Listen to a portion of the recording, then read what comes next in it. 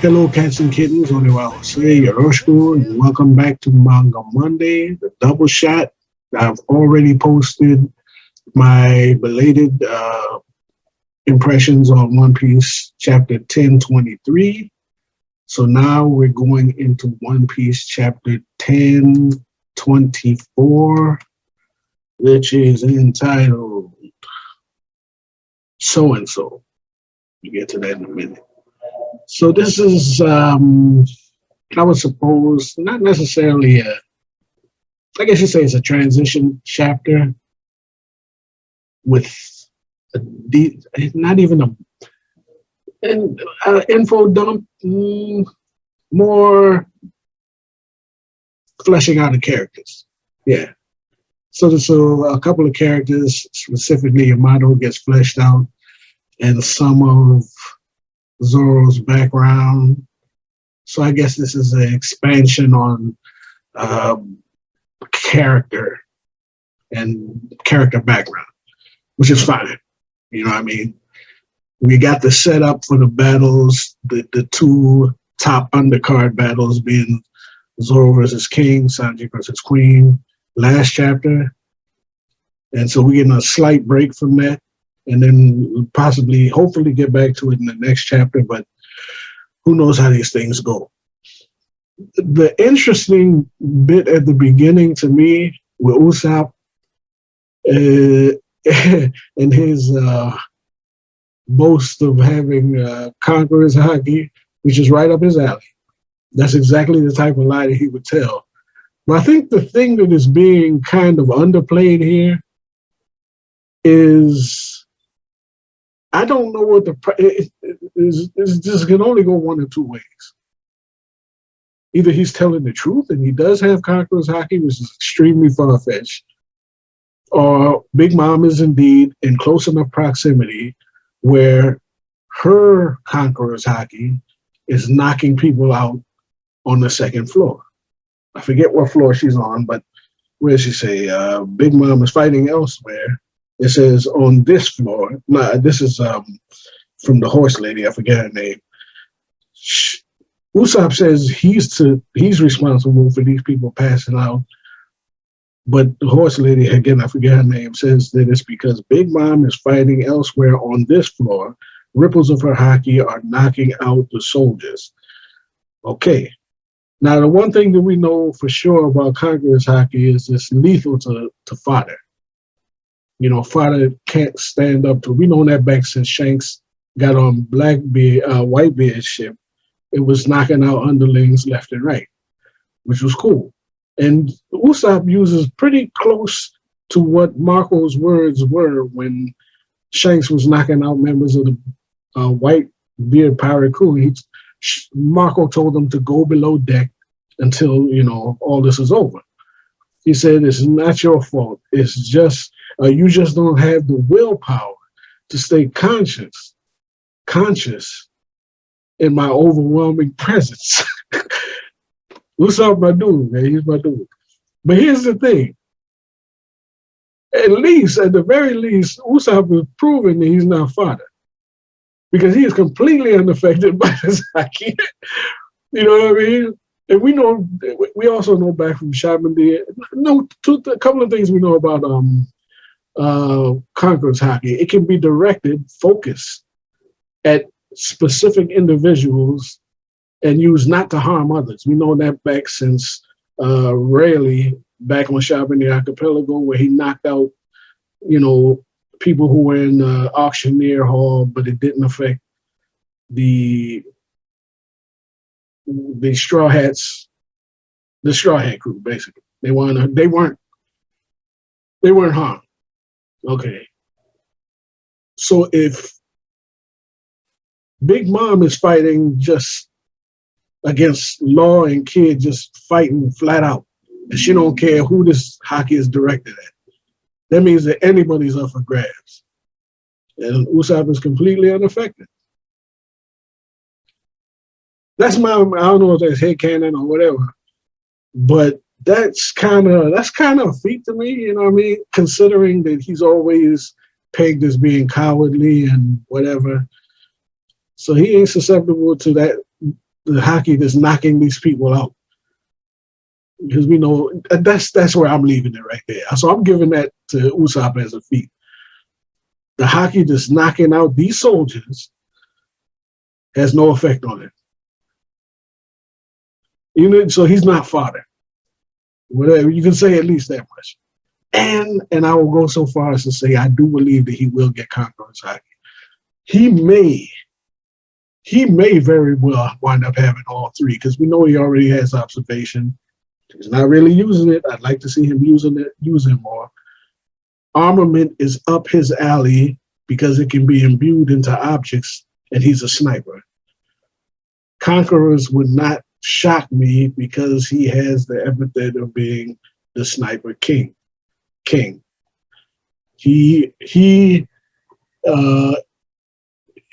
wants to be the king of the sniper, same as Zoro wants to be king of the swordsman. So it wouldn't shock me if he wound up getting it, but I think he's at least going to have 2 of the 3 hockeys. Anyway, I wouldn't be shocked if he got Conquerors. Again, also for the fact that it would be so ironic that a person who's assumed to be a coward would wind up having Conquerors hockey. That's just too good to be. I mean, I got to see that now at this point, but whatever. So we go through that. Now we also see that there's a rush of all the Straw Hats combatants to a specific area due to the fire that's consuming the castle. So you have Frankie being drawn in. We got Brooke with Robin being drawn. They're all saying, come from your area. They want everyone to come down to the performance level to keep fodder characters from getting involved in Sanji and Zoro's fight. So the main thing right now, the thrust, is to come and help keep the performance floor clean so that these two can fight. And I'm cool with that. Robin is still knocked out, and Brooke is responsible for her at this point. Frankie is with the Heart Pirates, apparently giving them orders, which, is not going over too well with Beppo. And who else? Jinbei is, let me see, with the Kid Pirates on the 4th floor. Again, the fire is an issue, and they have to get off of the 4th floor and come down to the performance level. So when everybody gets there, I'm curious as to what's going to happen. Is it just going to be simply holding them off from getting involved in the fight, or is there going to be another threat? Because Big Mom's still out there. She's fighting Kid and Law. I don't know where that's going. I'm curious as to where that's going right now. Because if you go back to CP0 earlier, they stated that it doesn't matter what happens basically with the Emperor, with Big Mom and Kaido, if you don't get rid of the commanders. Okay, the commanders, at least from Kaido's side, have been put down with the exception of King and Queen. Now, we've not accounted for the commanders on Big Mom's side or Big Mom herself. We've accounted for her. We know where she is. But the final results of Big Mom's battle, if she defeats Law and Kid, she's back in play. So you got 2 emperors still to deal with. Plus her crew, who haven't even shown up yet. Pearl Sparrow's about to get demolished, in my opinion, by Nekomamushi, but that's a side issue. He's a dead man as far as I'm concerned. They've been on him hard since from get-go. So I suspect he's either going down or just going to be just destroyed. He's done. Which brings us now to Yamato and Kaido trading blows. And you've got to give Yamato props for lasting this long. Yes, she's huffing and puffing. She's huffing and puffing. That's his daughter. Or whatever. You can put that where you want it. Anyway, she huffing and puffing, true. And Kaido keeps making the pretense, I say, of wanting to kill her. If he wanted to kill her, she'd be dead right now. Because as good a fight as she's putting up, you cannot, I do not get the impression that he has gone all out. I don't think he went all out against Luffy. I think he went up there. He was definitely using advanced conquerors hockey because he was opposed by that. So he rose it to that level. But have we seen his max? Have we seen him go all out, put it all on the line? I don't think so. I think that's going to happen when Luffy gets back up there. And we can say that Yamato is at least as strong as Luffy was when he left the fight. But we also have to take into account that Luffy has not used Advanced Conqueror's Haki in conjunction with Gear 2, 3, or 4, or what will eventually be Gear 5. So we haven't seen Luffy's full arsenal. If he goes Gear 4 and uses Advanced Conqueror's Haki, that's a whole different issue. Because we know that he was at base form using Advanced Conquerors, but we know that his power scale goes up with each gear. So as impressive as Yamato is right now, Luffy could conceivably take that up to a level that she could not attain. And that also goes into the idea that Yamato may join the Straw Hats, which I get the impression, well, it could go 50-50. For some reason, I think she's going to stay behind with Momo and be Shogun and whatever in Wano to protect the people. That's a guess. Although her stated goal is to go and travel the world and so forth. It could go either way at this point. But anyway, the idea being that if Yamato was to join the Straw Hats, would she then become like the second strongest member of the crew? We don't know that yet because we have to see the conclusion of Zoro's fight with King, Sanji's fight with Queen. Because I'm assuming Zoro's going to rise up another level, and we've already seen, put like this, we haven't seen Yamato leave a lasting wound on Kaido yet, and Zoro achieved that feat on death's door. Okay, let Zoro be strong, fully healed, and aware of his Conqueror's Haki and able to use it offensively in an advanced form, then we'll see. I'm thinking Zoro might eventually, he might prove to be stronger than Yamato. Sanji, well, let's see what Sanji does. I'm gonna leave Sanji alone. I think he might. I don't know. His bounty's probably not gonna be as high. I don't know. We'll see. But her joining the crew, when she come in at second or third, she might come in at second, 1, 2, third at this point. But we got to wait and see what Sanji does. I mean, whatever. I'm not here thinking that if Sanji was in her place, he would be able to hold off Kaido. No. So maybe she'd be third. But then again, let's see what Sanji does. Anyway, there's that. Anyway, so let's get into the fight itself. Again, Yamato is proven to be capable. We get the flashback, and as intriguing as the flashback is getting Yamato's backstory, I'm intrigued as to what makes Kaido tick. Because again, he doesn't want to kill her. He's doing the same thing that he does to all the other people, strong people that he wants to add to his crew. He's testing them out. He says, even when she displays Conqueror's Haki, knocking out fodder people, his thing is Supreme Conqueror's Haki. Eh? Good sign. But Yamato, if you want to call yourself Odin, then die. All right. So if he wanted to kill her, he'd kill her. He's testing her. You know what I mean? This is somebody that, now I don't know if he has a soft side to the point where he doesn't want to kill her because that's his daughter. I don't know what makes him tick. I don't know. Kaido is not the worst.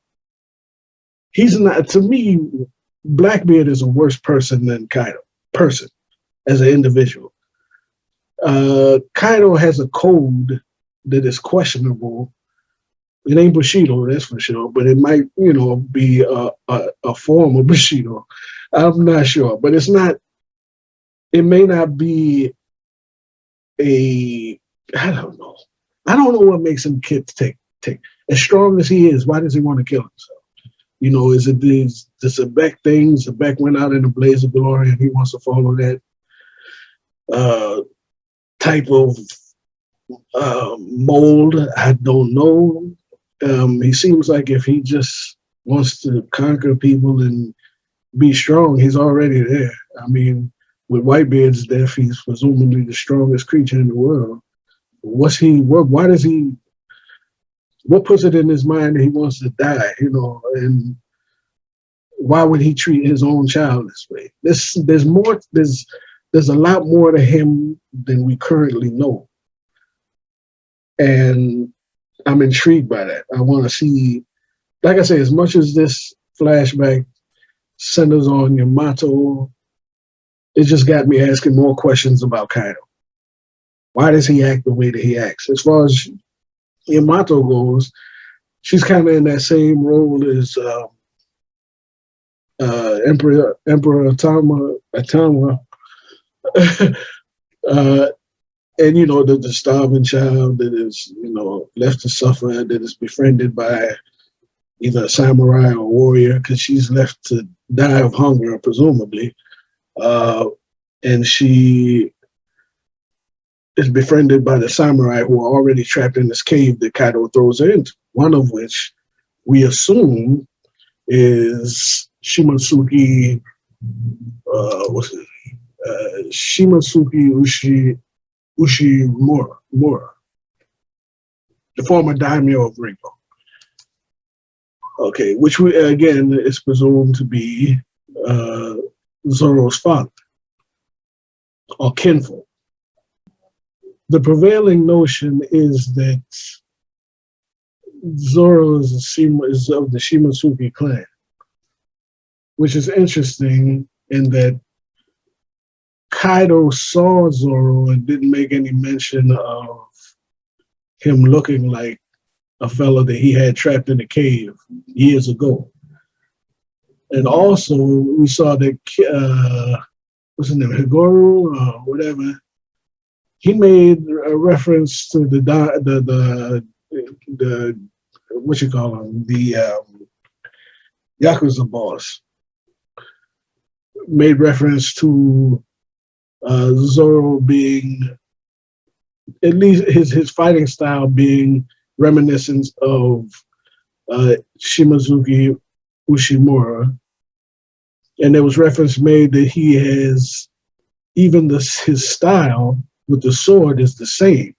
Now, if he's saying it's the same, and that when we see him, this nameless samurai, he doesn't give his name actually, but we're assuming. When he uses his swords, we see a two-sword style when they're breaking out of the cave. We go back to Ryuma. Ryuma used one sword, Zoro uses three. So is it the name attacks? Was it his handling of the blade? He says, and I quote, precisely, even his style with the sword is the same. It doesn't say similar, it says the same. Maybe that's just a translation thing. But does Zoro use specific attacks that are the same as those of who we presume to be his father? We don't know. I don't know. Well, we'll see. Anyway, just the fact that Kaido left swords in the cave for them to use to kill each other, which throws me back to the Dark Knight Returns with the tryouts, when the Joker leaves the little pool stick, the broken pool stick in there for the potential new candidates to his crew, for them to kill each other, and the winner would join, the Joker's crew. That kind of reminds me of that, So I'm kind of impressed. That's kind of boss. That's kind of gangster in Kaido's on Kaido's tab. But yeah, I'm curious at this point as to what the resemblance is between this nameless samurai who is probably Zoro's father and Zoro's attacks of sword handling. What's the actual resemblance? How does that play out? Anyway, so Kaido leaves Yamato in there in the cave with these samurai to starve to death with only one meal between the four of them. And of course, the samurai being, fall on the court of Bushido, having honor, they let the little girl have the food and, starve themselves. Their idea being, especially after they see that she is a lover of Odin and wants to be Odin, and also has his journal, they take a shine to her and say, well, look, it's too late for us. However old they are, they don't look terribly old. Not only don't they look terribly old, we've seen characters in One Piece in advanced age, like Rayleigh, just be beasts. I don't see why. They basically say 20 years, waiting 20 years would be too much for us. So they liberate her, apparently, and I guess go on. We don't know what happens to them after this. Apparently they break her out and get killed. Then they don't seem to be around anymore. So after breaking them out, do they get killed? I guess. But we've seen old people be monsters in One Piece. So if they were to get out and get some food in them right quick and regain their strength, I'd imagine they'd still be monsters. But whatever. They do what they do. They break her out, and that's the last we see of them. Interesting in that respect. But time's going to have to tell on that one. Let's see. Which ultimately brings us back to Kaido and Yamato's battle. In that final splash page, I'm wondering, is that Advanced Conquerors Hockey and both of their clubs don't touch? Or do they? But we see the Black Lightning, which, okay, we gotta assume that that's Advanced Armament or Advanced Conquerors. We know both of them have Conquerors, so it's either Advanced Conquerors or Advanced Armament. Do the clubs not touch? See, that's interesting because at that point, if Yamato can use Advanced Conquerors, then she was a step ahead of Luffy already.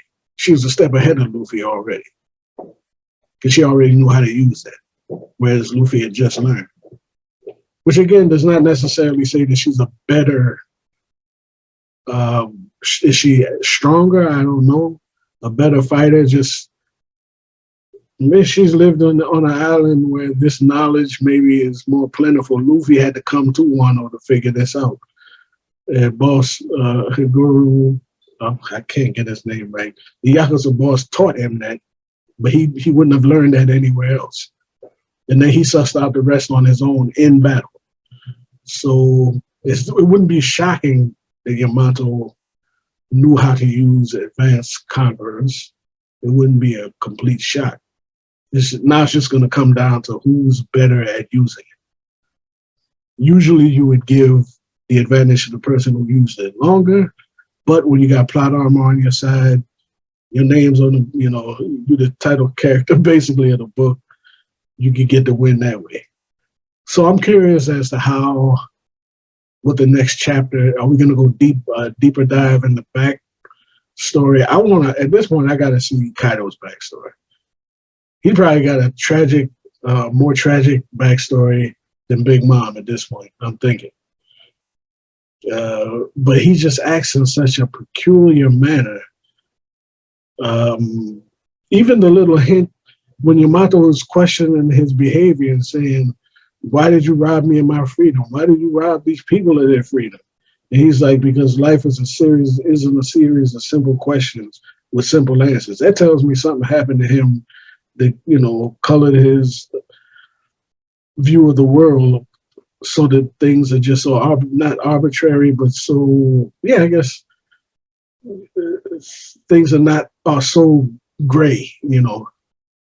Nothing's cut and dry with him. There's just shades of gray, and I want to see what it is that he says she's a naive child. So there's something that he thinks that she doesn't understand, and I want to know what that is.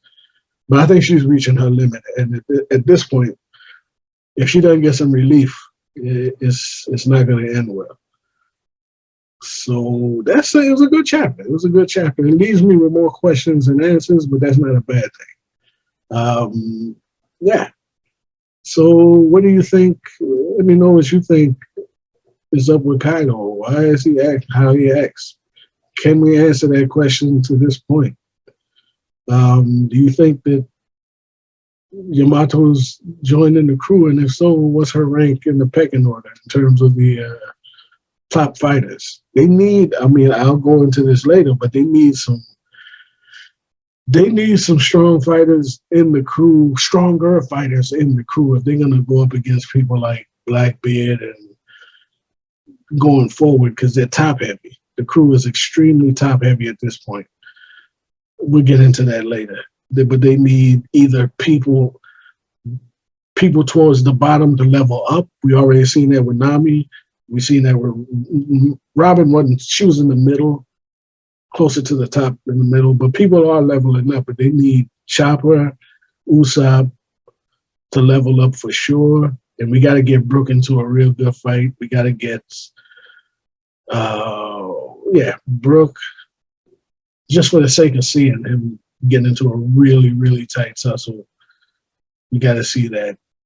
But Usopp and Chopper for sure to balance things out. So that's it. That's my impressions on One Piece 1024. Hope you enjoyed it. I hope you enjoyed the chapter and look forward to 1025. Doesn't look like there's going to be a break next week. Until then, stay loose.